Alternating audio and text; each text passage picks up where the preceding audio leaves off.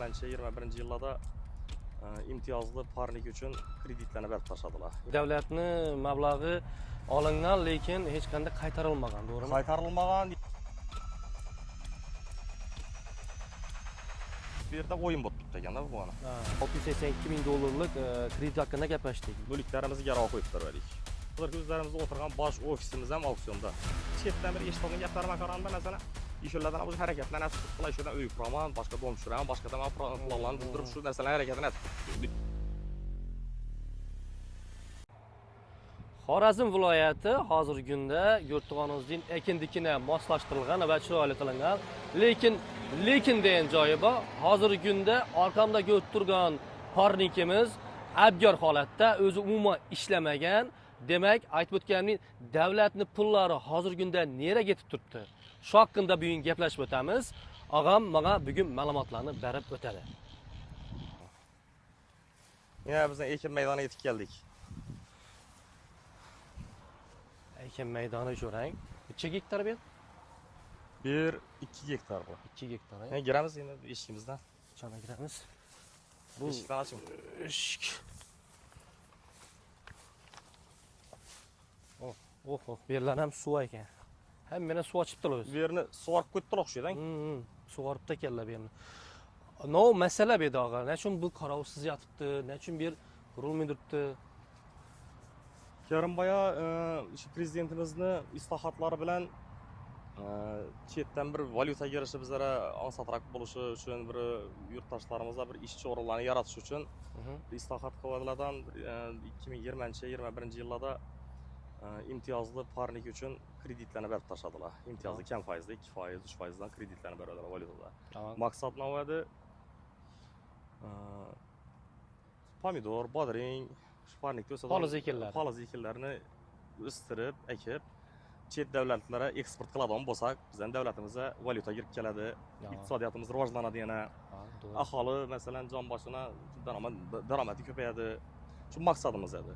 Lekin afsus, hozirgi kunda bu ish parnik bunday ahvolda. Buni sababini tushuntirib beraman sizga. 2020-21 yillarda Perfect Best House MCJ mas'uliyati cheklangan jamiyat tashkil qilinadi. Bu jamiyatga katta miqdorda valyuta kredit ajratiladi.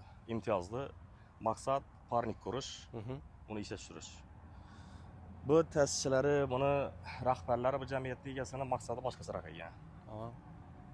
Bu yana 2025 yil hozir. 2025 yildan 1 so'm pul qaytarilgan emas, ajratilgan pulda. O'zi necha so'm kredit ajratilgan?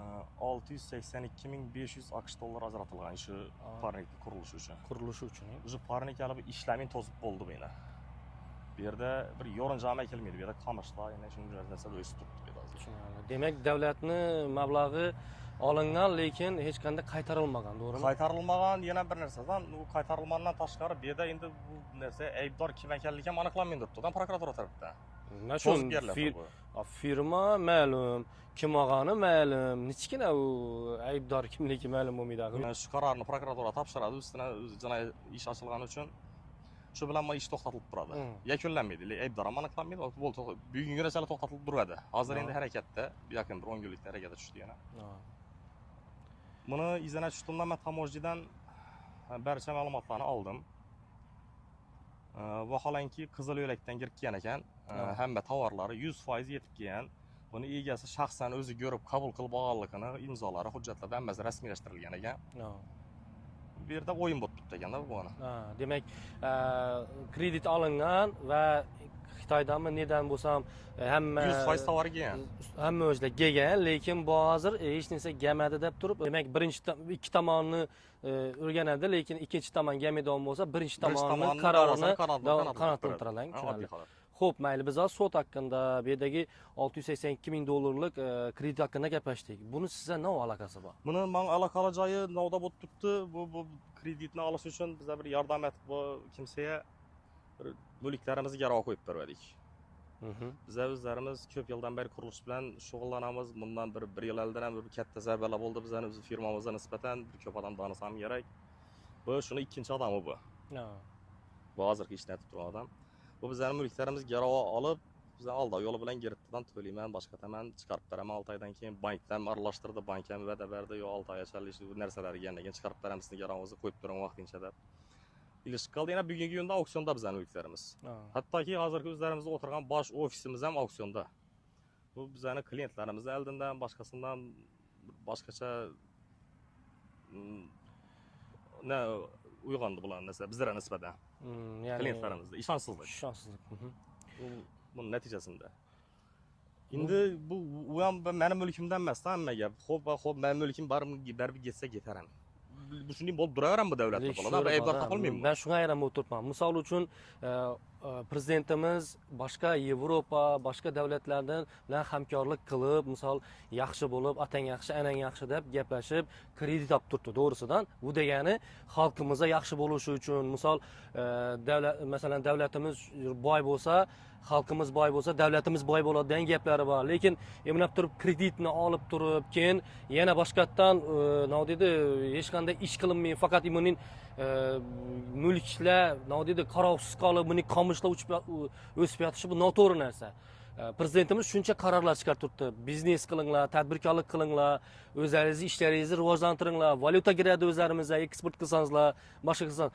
Lekin bu holatni ko'rib, to'g'risi men shuncha prezidentning aytib turgan ishlari menimcha osmonga uchib ketib turgan fursatdan foydalanib, go'yinib turganingizni tushundim. Men hozir meni go'yinganimiz ham siz tushungan bo'lsangiz kerak, bir fursatdan foydalanib bir murojaat yo'llamoqchiman-da men. Murojaatim nomani bu parnik qurilmasi oldin berilgan eng sifatli ekin maydoni edi bu. Eng sifatli. Bu yerda bug'doy, sholi, hamma narsalar ekilib yotadigan maydon edi. Yine hozirgi ahvolda bu loch bug'doy ekilib turgan yaxshi emasmidi? Uni bir abyor ahvolda turgandan buni. Kimdir bug'doy eksa, o'sha masalan bir lun chiqaradi, boshqa soliqni to'laradi. Bu ahvoli nomini.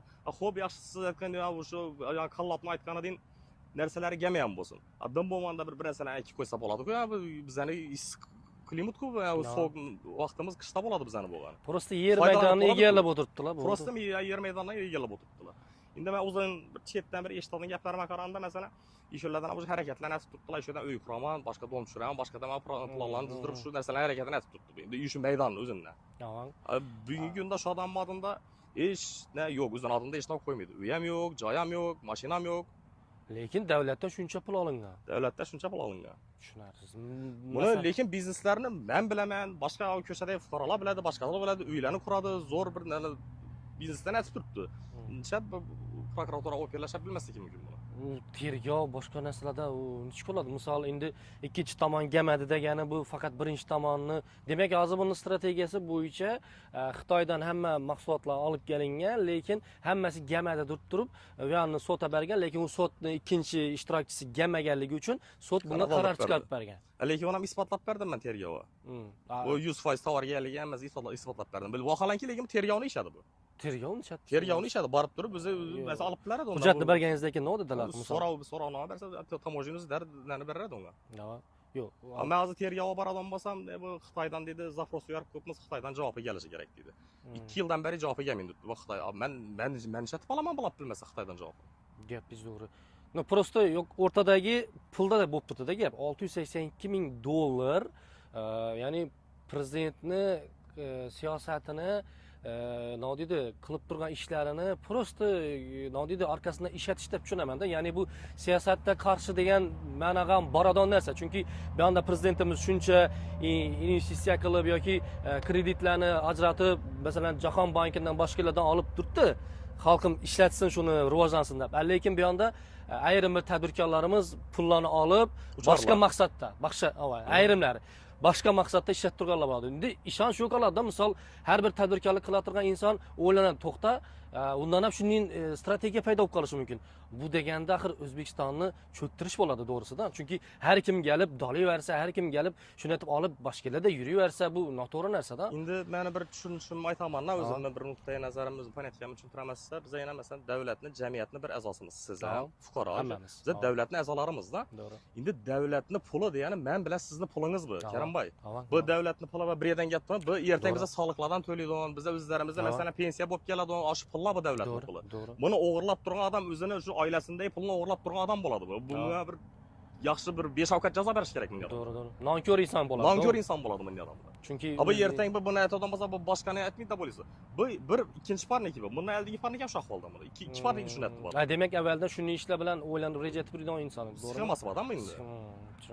Lekin bu sxema deymizdan prokuratura, ichki ishlar, boshqa tashkilotlar nechun buning katta olinib turgan summalari e'tibor bermaydi? Nega bunchalik prosta shuningdek pulni olib, shuningdek boshqa narsa ishlatib, yana shuna bemalol yuraverar ekan. Demak, yana buning qarovsiz bo'lib turgan parlikda yana ko'payadi deganim endi hozir. Bu ko'payadan bo'ladi. Bunday narsalarga yo'l ochib beradigan bo'lsak, shunday odamlar shogirdlari ko'payadi keyin. Shuni atib qolasak bo'ladi endi. Oddiy bizani musofirda masalan odamlarimiz $400, $500 Rossiyadan shu sovuq narsada birinchi yilda ishlaydilar. To'g'ri. Chet davlatlar Qozog'istonga borib ishlaydilar masalan $400-500 uchun.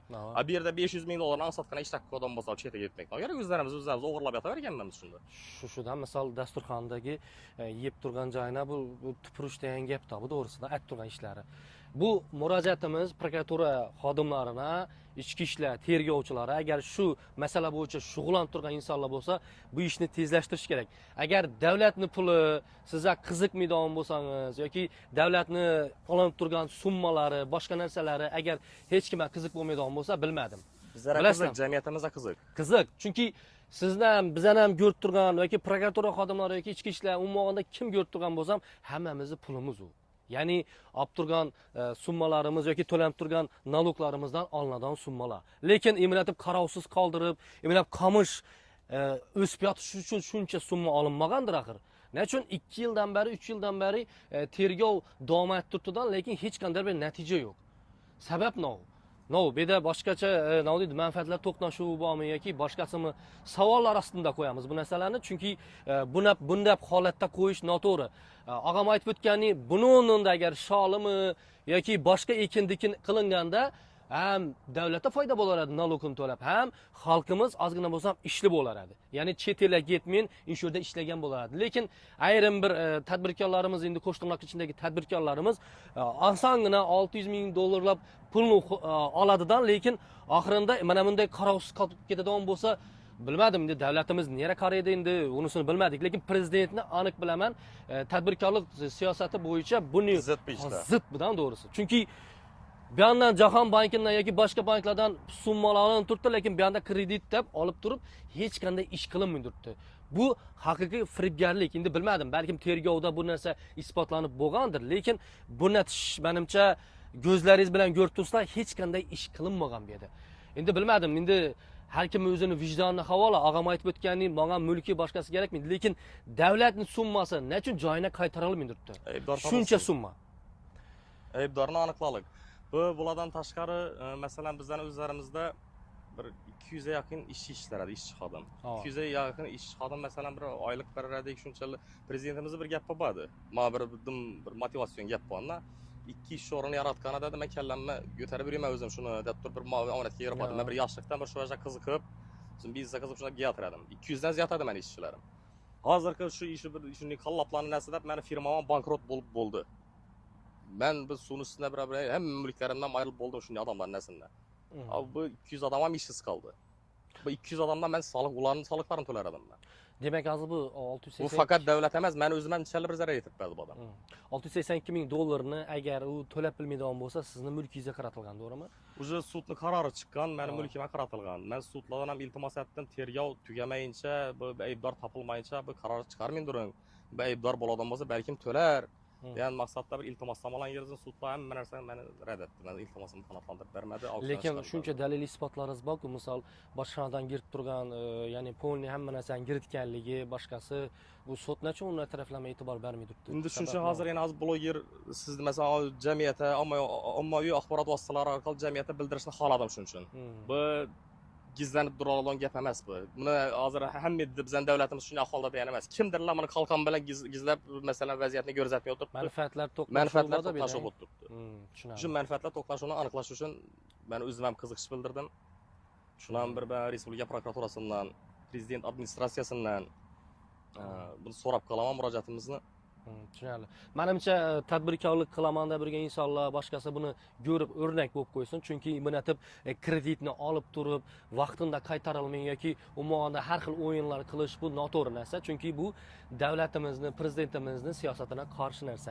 Albatta bu murojaatimiz prokuratura xodimlari, tergovchilar, umuman bu holat bilan kim shug'ullanib yurgan bo'lsa, buni atroflicha o'rganib chiqib, albatta muammoni yechimini qilish kerak. Chunki jabr ko'rib, bu yerda inson ya'ni o'zini mulklarini yo'qotib boshqatisha menimcha noto'g'ri deb o'ylayman. Chunki har bir insonning nodidi qilib turgan ishini natijasi bo'lishi kerak. Lekin bunday natija endi bilmadim. Endi qamishlarni o'stirib qo'yib, imlat ustini bostirib, lekin hech qanday natijaga erishmaslik bu noto'g'ri narsa deb o'ylayman. Chunki davlatning pulimi, davlat buni nogo'bat turibdi. Davlat bu yerdan foydalansin, rivojlansin, kelajakda O'zbekiston rivojlanishi uchun. Lekin bunday tip rivojlanish menimcha bilmadim. Albatta bu holatni ko'rib chiqinglar, atroflicha videodan ko'rasizlar o'zlaringiz ham. Qamishlar o'sib yotibdi, hech qanday ishlar qilinmagan, 2 gektar yeri umuman bir dana, 1 gram hech narsa ekilmagan. Lekin davlatdan shuncha pul olingan. Bilmadim, endi dapada o'tirgan mutasaddi tashkilotlarimiz menimcha agar vijdonli mutasaddi tashkilotlarimiz bor deb o'ylayman va buni atroflicha respublikanskiy bo'yicha albatta ishchi xodimlarni yuborasizlar, boshqalar bu narsani tezroq o'rganib chiqish kerak. Chunki bu yerda katta summa o'ylanib turibdi.